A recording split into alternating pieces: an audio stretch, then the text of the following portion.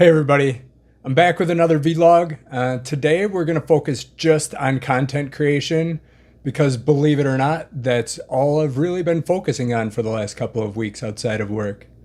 I haven't been doing the short form stuff on social media. I haven't been doing this vlog, but I have finally launched my podcast, Critical Culture, which I encourage you to check out. It's a lot of fun. I've got a co-host, Josh, and we cover a lot of kind of future tech kind of stuff, right? Our first couple episodes were about AI and social media. The one we were talking about last night is all about space.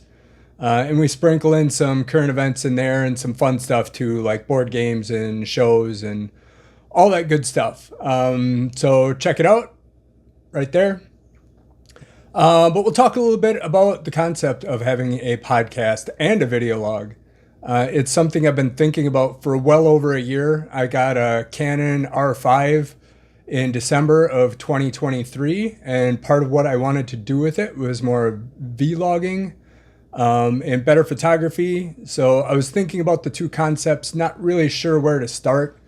Vlogging seemed a little narcissistic to me, but I think that was a kind of just me being shy and not knowing where to go with it. Podcasting was interesting. I like podcasts. I like the idea of doing a podcast. I didn't particularly like the idea of carrying a podcast by myself and or coordinating guests all the time. So I didn't really know where to go with it. And everything kind of started to come together about Christmas time this last year in 2024. I went to a meeting at the office for the local Democratic Party of Outagamie County, and it was a group of people, longtime and new volunteers that were interested in kind of, helping fill the gap in what seems like is an increasingly out of touch mass media and even social media kind of gone awry. So we wanted to figure out what we could do, and there's a couple initiatives that spun out of that. That we'll get into at a different point in time. But one of the primary things is one of the people that showed up that was new was Josh, who is my podcast co-host. Super cool guy. Can totally relate to him, and I think that's why we make great co-hosts. We've got similar interests, and we can riff on things all day long. But it started out slow. I didn't really know he was into board games and had the same kind of technology interests and content creation interests. But we both showed up to try and work on, more local journalism and media around events and their political ties. I mean, we're not going to be shy about it. We're definitely progressive in the stuff we're doing there. But in the course of working on the Ghost site that we use for what we call Dairyland Patriot, which is a local news site, and also Badger Vanguard on social media, which is more of a shit posting kind of thing on the internet. In the course of working on those things together, we discovered we just had so many interests. And it dawned on me that Josh was the podcast co-host that I've been looking for this whole time. So we started out, I was going to do it by myself. So I got these nice paintings in my living room. I got some new light bulbs. I did my spare bedroom upstairs as a studio. I was going to do a video log / podcast, and it required a lot of research and editing, and it just really wasn't working out, and I was getting frustrated. I felt like I wasn't doing the other stuff I'd been used to doing on social media, and it was hard to give that up and feel like I was losing momentum, and I still wasn't going anywhere with the podcast. But I did learn a lot along the way about using the equipment. I got a lot better editing. I got better at the research side and understanding that you don't really need full scripts. You really just need an outline, and you need to be talking about something you know about, and that will pave the path for you to provide real value in a way that's natural that people can consume. So when I asked Josh about it, he was gung-ho. I had him over here. I kind of rearranged my living room in a way where we thought we would do it in person. We both had our cameras set up. We had some wireless mics set up, had an outline of what we wanted to do, and it was okay at best. It didn't really work out that great, and we realized it was also I guess it was a lot more work for someone to go to someone's house and for me to rearrange my whole house to make it happen, and it would have been more friction in the process. So we decided to do remote podcasting where we're each in our own space, so it's all kind of semi set up already. Nobody has to travel anywhere. We got through some hurdles. A lot of me still being a noob with OBS Studio. I'd use it a little bit for streaming on Twitch, streaming Minecraft. I think I will like to get back to streaming on Twitch a little bit more once I get some of this stuff kind of normalized and easier to get through. But for example, I had my mic mapped to the wrong track, so I didn't have audio for a cast. One cast I wasn't recording. The one, we did live, we had issues with our cameras where they stopped at 30 minutes. If we just recorded straight to our cameras, which is why we use Canon EOS Web Utility, where we can hook our cameras directly up to our laptops and then stream it to OBS Studio and record it that way, kind of unlimited, and then it's already on your laptop. It makes it really slick.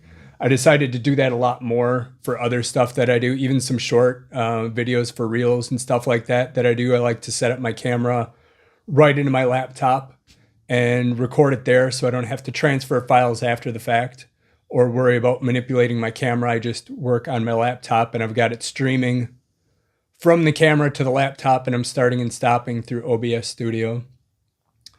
So we worked through some of those hurdles, and we got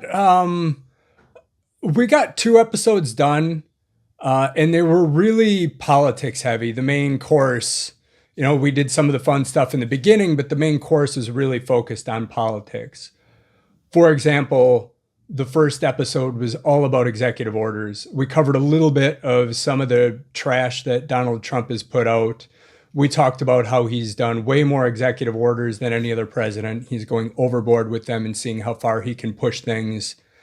But mainly we talked about the history of executive orders. We're like, hey, this will cover politics, but from a perspective where we are trying to give people more context, right? Because when you see the local news or the evening news and they talk about it, they just talk about this executive order. They report facts without any flavor, without any context. So we wanted to provide some of that context.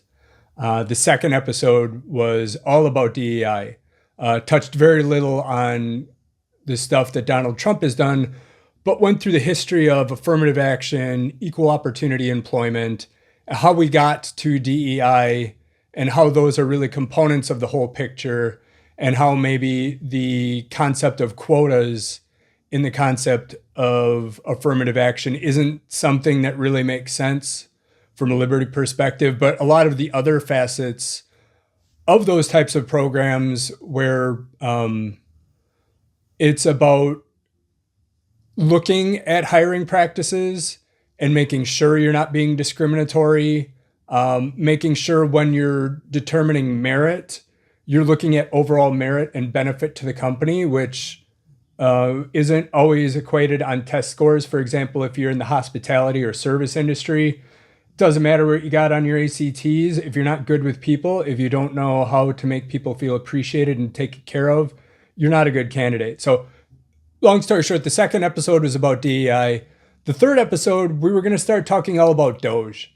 By the time we got to the third episode and I'm thinking about it, I'm just like, it's a lot of work. It's not feeling right. There's a lot of this out there already. Like, we want to touch on some of these topics, but it didn't feel right. We were kind of talking, getting ready to shoot the Doge show, and it kind of dawned on us that, we need to switch our focus, and we decided to completely scrap all the work that we put into getting ready to record the first 2 shows and the first 2 shows, just dump them and realize that it's not a complete waste. We learned a lot along the way, but that wasn't what we wanted to do. So we wanted to switch gears before we went live with anything.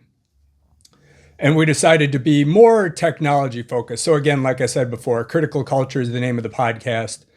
First one is about AI, specifically resource augmented generation, trying to present it to more of what I guess you'd say is the layperson. We're not talking about equations. We're not talking about specific software packages that a programmer would use necessarily, but trying to cover the concepts in terms of this is something most people with some exposure to computers might be able to understand. And as these things become more common, they'll understand them better. The second episode that we just released yesterday is all about social media and individual manipulation.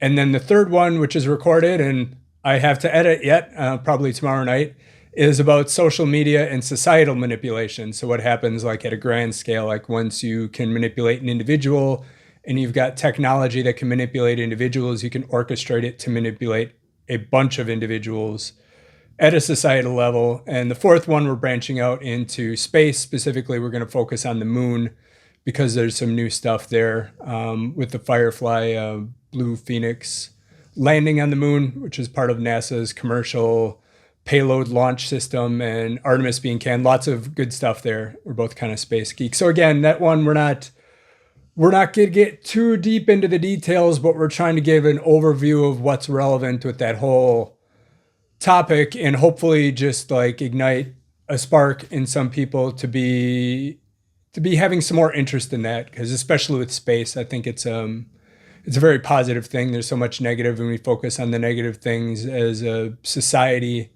and culture. We need positive, forward-looking things to really focus on, to kind of wake us up and say there's better things to do than fighting about some of the stuff we're fighting about. As a society, we can hopefully rally around some concepts that will give us a beacon, a vision to shoot for in the future.